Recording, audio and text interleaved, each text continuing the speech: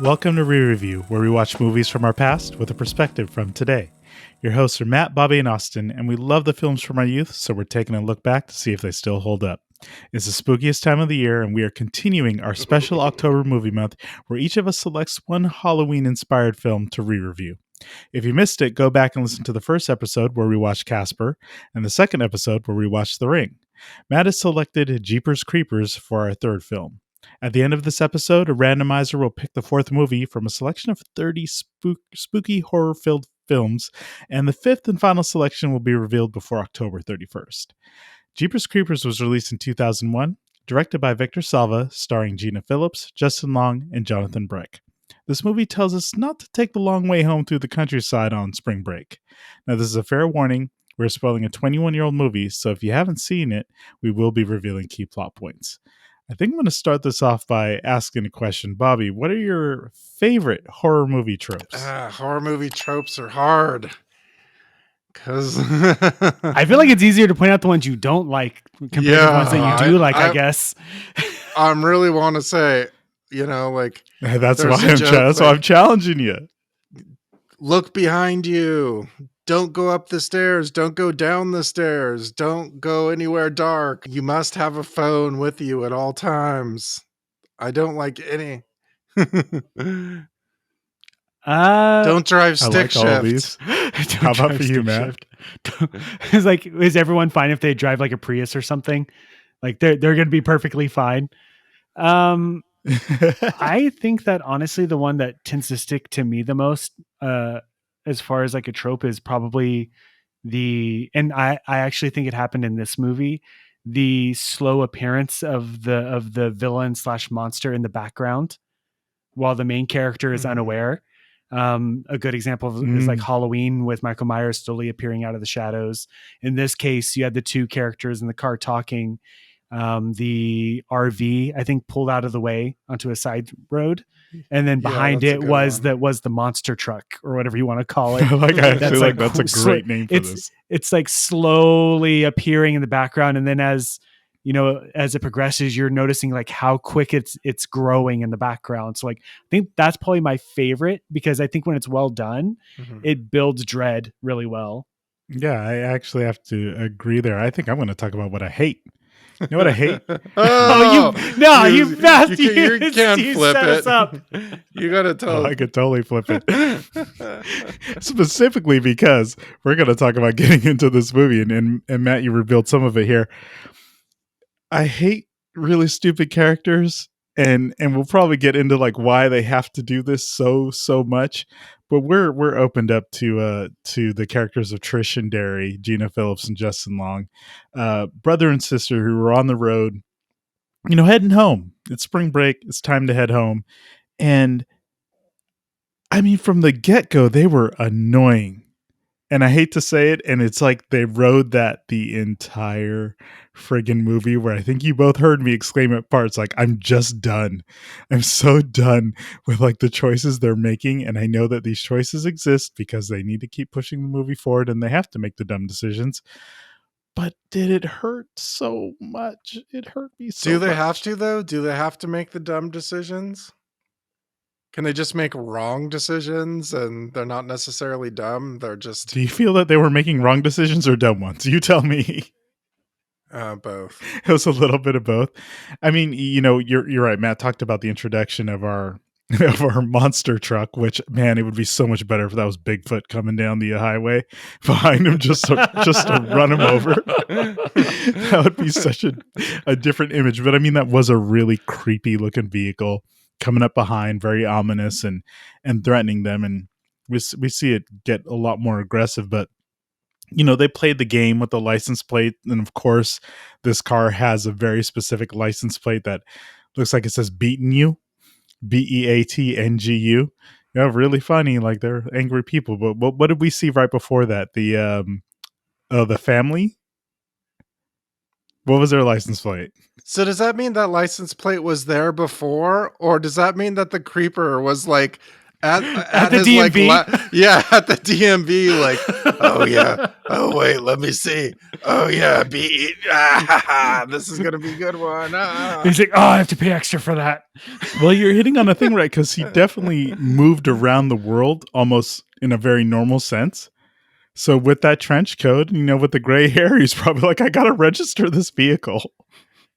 And like, it occurred to me too, he like burned down the church because he was afraid of getting caught by the cops or something. Like, what was that about? Yeah, that is a good point. I mean, skipping ahead to see what he eventually does to the police force, but you're right. What was the fear there? So, okay, if you don't know, they find this dude dropping bodies down a hole. He's like, I can't go to jail. I'm busting out. and the Justin Long character, oh my gosh, Derry, decides, you know what I'll do? I'm going to throw myself down a tube where I just saw someone throwing bodies down the tube, because that just seems like the appropriate thing to do.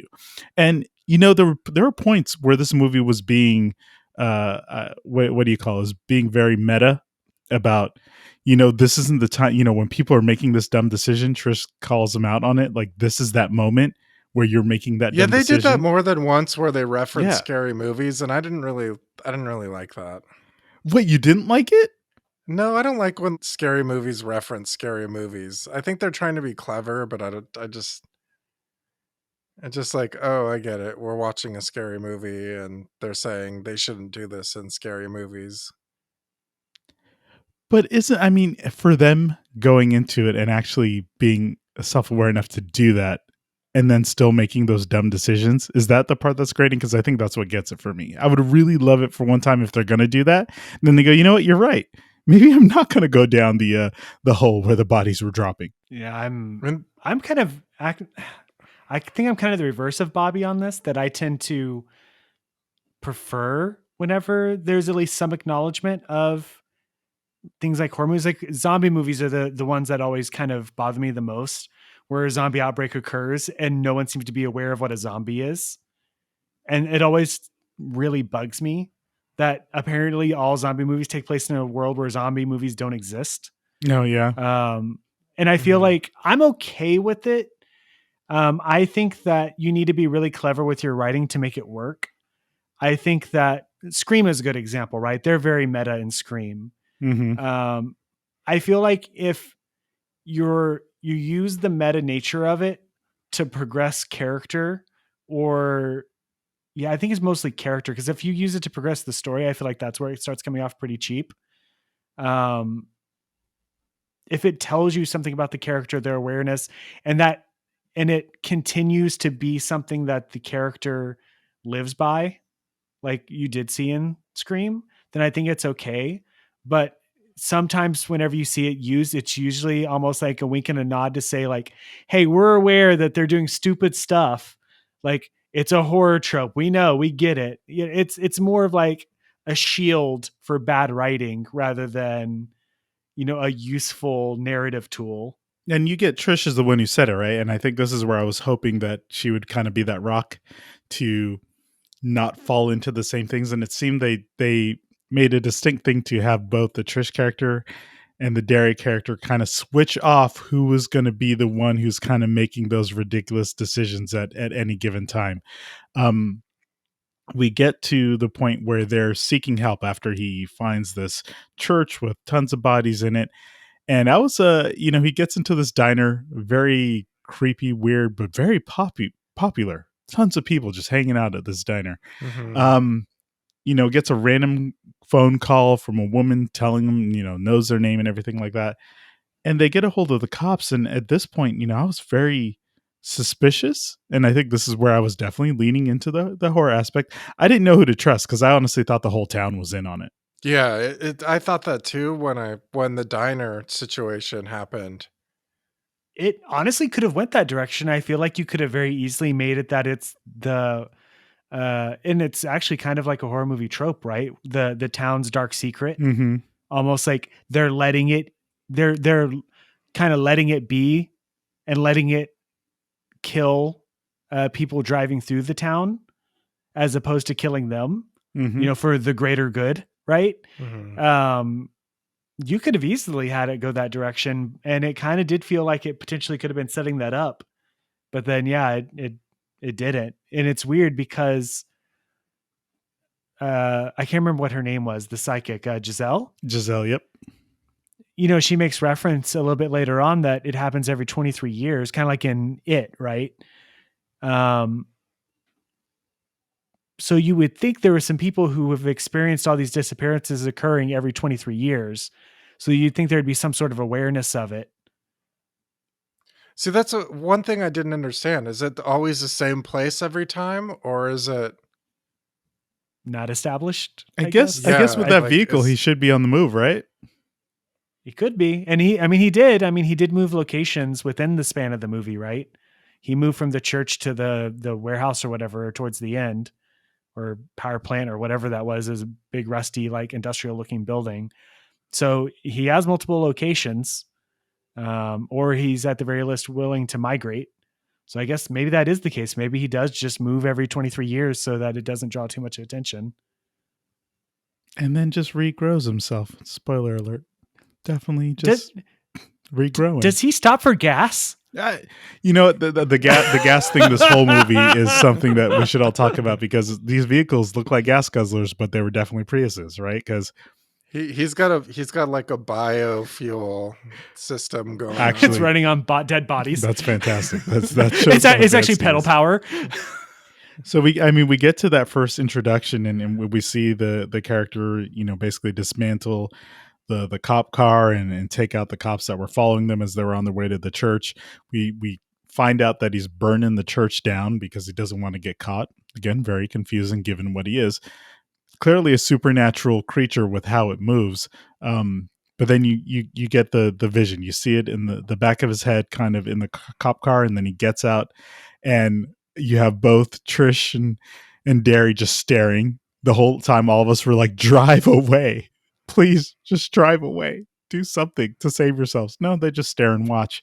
And how'd you feel about the character when you saw it in full for the first time? Not impressed. I think I actually took a note down that I feel like, what did I put exactly less is more with the monster. Like, I feel like for the most part, it's just stayed shadowed. And I even pointed out, I saw the zipper at one point on its back. And when they showed it in that scene, it was already too much. And it wasn't intimidating at all. It wasn't scary. It wasn't, you could have easily not had it be a monster, and it could have just been like, The Hills Have Eyes. It was just like some deformed guy or something. And it would have had either the same effect or a better effect compared to, it literally could have turned around and it could have been a T-Rex and a long jacket and a hat. And it would have been about the same effect of ridiculousness. But that's just me. I don't know. Maybe it was just me. I instead of a T-Rex, I went with a Velociraptor in a jacket, just a trench coat, turns around. Alan. Oh, that's too good. I mean, it was definitely a little bit underwhelming. I think that's a kinder way to kind of point it out, because you're trying to figure out, well, what's really happening here? Is it human, or what are we really running into? So we get to the point that they move on. They finally drive away like the smart kids should do, and then we get to where I think I was also frustrated with Trisha's character, where he's telling her to slow down because she's driving like a bat out of hell, and so she stops. And she's like, well, we need to get a phone, we need to call someone, which we've talked about this. How do you make a proper film these days with everyone who has cell phones that could really technically get access to help that these movies you can't have? You have all your characters have iPhones, and their battery just goes from 50% to 0% in 3 minutes. My solution is that they have a fully working phone and it doesn't help them. The creature's still going to kill them anyway. I mean, there has to be a way around it. Honestly, you can get away with it, because I think that when they got to the police station, I know we're kind of jumping a little bit ahead, but I feel that you do the same thing that you saw in the original Terminator movie, right? It doesn't matter. It doesn't matter Yeah. if you have a phone. It doesn't matter if you have all the cops and all the guns in the world. It's an unstoppable force that you just keep running from. So even if you have a phone, like I think was it Justin's Long character Derry, when they did stop at the house and she's like, oh, maybe they have a phone. We should call someone. And he's like, who are you going to call? And she didn't know. She, they had already just seen 2 police officers get murdered. Mm-hmm. So there was really no one they were going to be able to call that was really going to be able to do anything about it. Or even if they did, that potentially would even believe them. Mm-hmm. So again, even if they had cell phones galore, like Bobby said, you make it a moot point. It doesn't matter if you call someone, because you call, the militia or the military and it pounds right through them. Right. So, Or you call the lady with cats and a gun, and a single gun. I really wanted that lady to be a total badass. Yeah, that would have been awesome. I mean, she kind of was. She shot it. She A shot little it. bit. Yeah. But then she walked in with the gun pointed down, and yeah, She was going to rely on the cats to get to it. Now, this is probably going to be the lamest thing, but we'll talk about my favorite scene of the entire film because it happens right here. They get in the car and they're trying to get away. They can only go in reverse, and as per usual, they stop. And she figures out how to drive the car, and they proceed to play a game of chicken with Mr. Jeeper Creeper. And he does some magic work hopping over that car. And I'm telling you, I loved every bit of that wire work. So during that scene, the previous scene with the cops, with him using the little axe thing, and then this scene where I think that was the first scene where you really fully see him, like pretty well lit, and you see his full body. And that all combined, I put down on my notes, he looks like a Buffy villain of the week. Oh, yes, totally. That's probably why I love this car scene in particular. So when you said that, I was like, it's because he looks like a Buffy villain. It's so Buffy, and especially him like running on top of the car with all the grace of a ninja because he has that agility. It was fantastic. And then we get to the thing that, you mentioned, we go further on. Obviously, he survives this, but they run him over multiple times. And we get the reveal that he is a winged creature. So I want to ask, what do you think he is? I mean, beyond just a demon? No. I mean, that would be I guess that'd be well, I don't know. Cause like, I feel like a movie like this, especially during the time period that it is, they'd probably try to make it out to be some sort of prehistoric thing that's always existed or whatever, rather than it being a paranormal type thing. So it's more like a cicada, right? Or is it cicada? What's the one where they like nest for like a certain amount of time and they pop out for like 1 day for breeding season, and then they go back, and that's it. Like, it's almost like that, right? I definitely feel like they definitely should have taken it more down the demonic route, but then that would have been a whole different movie, right? Yeah, I mean, well, what was the deal? What was the deal with the psychic chick? Wasn't she part of, like, I thought they were kind of going down that route a little bit. I guess. I don't know.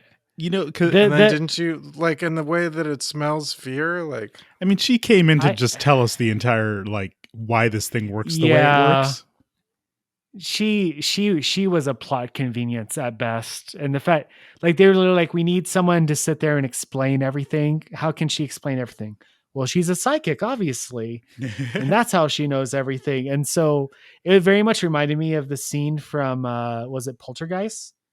Where the shorter woman comes in and she kind of explains, like, this house is haunted or whatever, to kind of help the family. Like, I feel like that was kind of like her role in this, and to be purely exposition for the audience, so that, like, I wouldn't be shocked if this was purely pickup that they did after the fact. Some executive was watching this and I don't, who is he? Where did he come from? Why is he chasing them?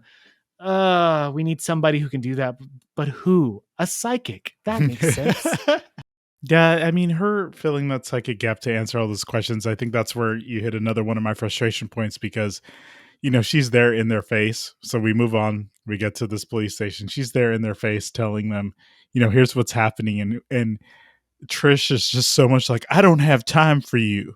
Like they do the full memory block thing, like the experiences they had in the scene prior somehow invalidate their current state of being, so they can ignore the fact that they were just fighting like a monster. Yeah, no, that's just, again, it makes me wonder if it was part of the original story or not, and if it was just placed in there for the plot convenience, because again, it's one of those tropes, right? Literally during the initial part of the whatever you want to call it, invasion or whatever of the police station, you can see the front door right there. They all came through the front door.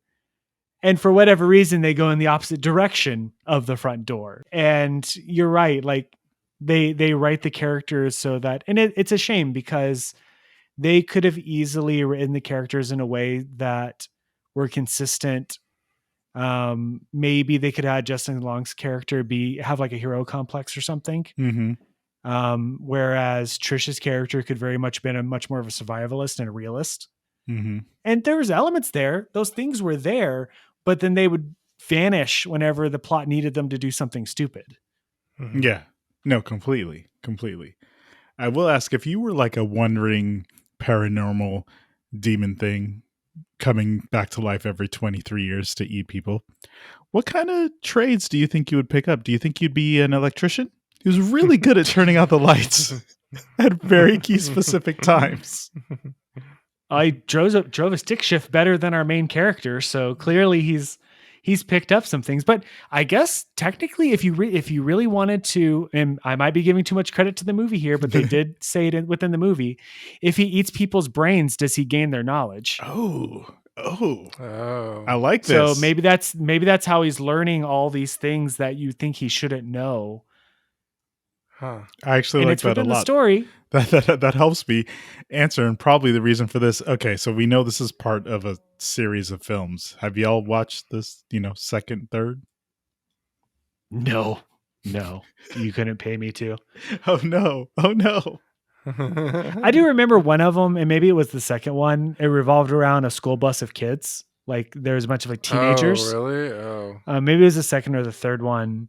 And I remember thinking like what I felt the character needed more than anything else was a much more pared down, isolated thing. Like and this is kind of getting into the idea of like, how could you make the movie better? But, I thought the story would have been much better served had they never left the church. Like the it church was them very good, creepy space to be in, especially with the way. So, do you think all the cops should have just went to the church instead of them going to the police station? Maybe, or not even have the cops. The cops only existed purely for the idea of showing how unstoppable it is, and so that you could have murders before you get to the main characters. Yeah.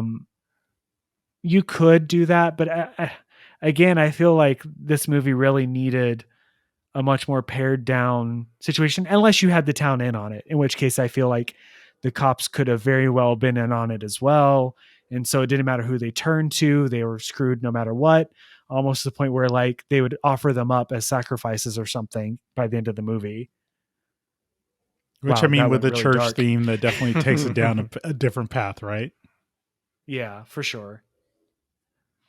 It's funny you mentioned that because I don't know if you've watched it, but I got so much Midnight Mass vibes.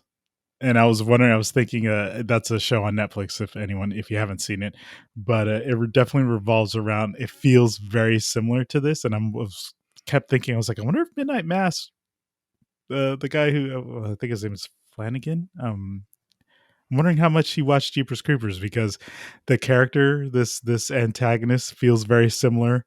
The way he kind of goes about things feels very similar. And then in that show, there is a whole town involved in the shenanigans. So that's probably why I was waiting for it to happen here. I can see it, especially in the silhouette of the creature. I think it very much is reminiscent of the creature from Midnight Mass. So yeah, I can see a connection between. Well, that's pretty early in it, I think. Yeah. And I think even in his like. He does, and this is segueing to a completely different thing, but I think even he wears a trench coat at one point. Yep. It very well could have been. Maybe he could have taken inspiration from it potentially. If it really does hit a lot on that. So I mean, we're sitting here with horror films, and we know that tropes are all over the place. If you're looking at it, you said a few things that could make it better. Do you want a Jeepers Creepers 4? I have like a morbid curiosity for the rest of the movies, I think.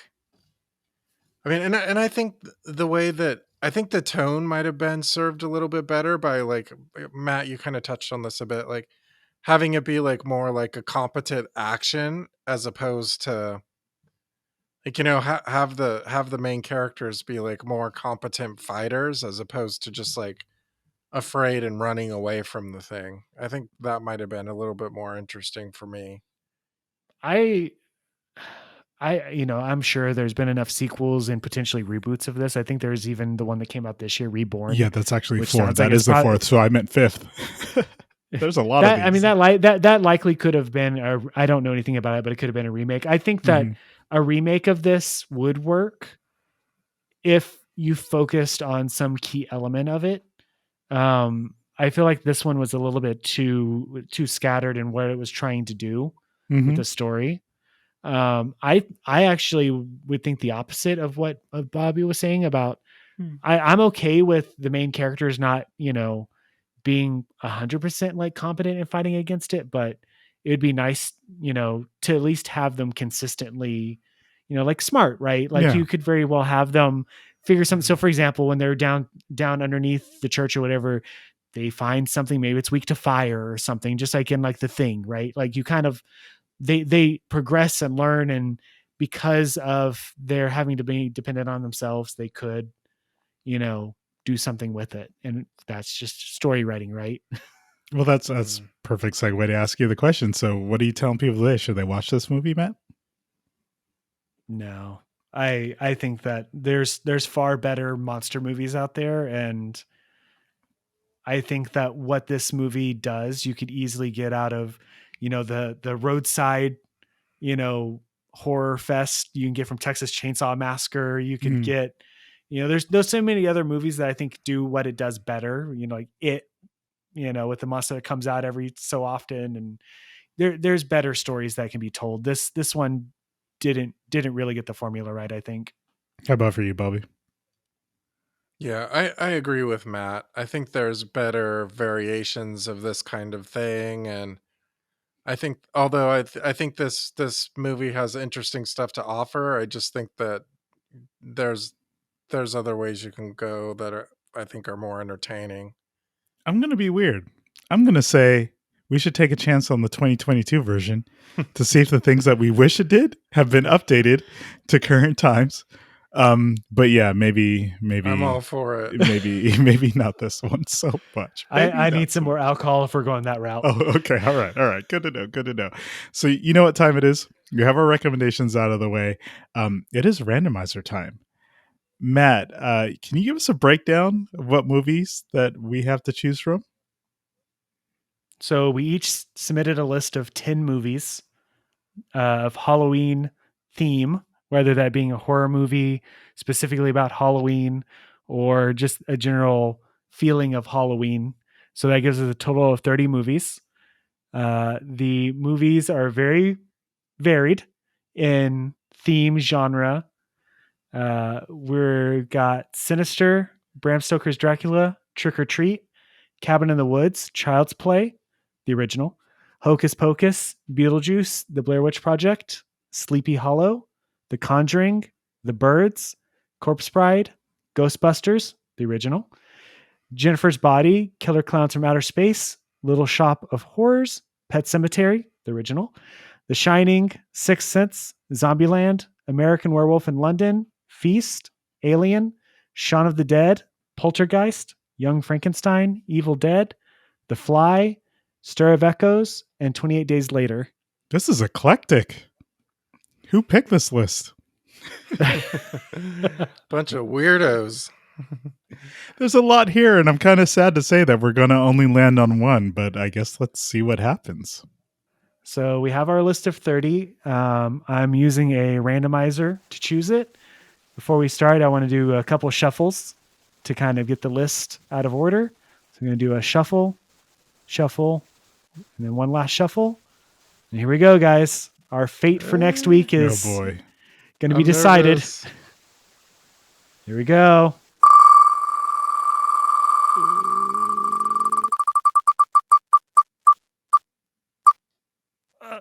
What we get? Whoa. We got 28 days later. Oh, right. All right. I'm not going to complain about Wow. that. That was a close one. That one was right on the line between 28 Days Later and Trick or Treat. That was a close one between those two. Both good choices, I think. You know what? I'm not going to complain Wow. about 28 Days Later. I'm glad we landed on that. And we have clearly a plethora of other options to choose from as we still move into our fifth and final film, which we have not revealed yet. So we know next week we'll be watching 28 Days Later. So please tune in for that. And as always, thank you for listening. And remember, every 23rd spring for 23 days, it gets to eat.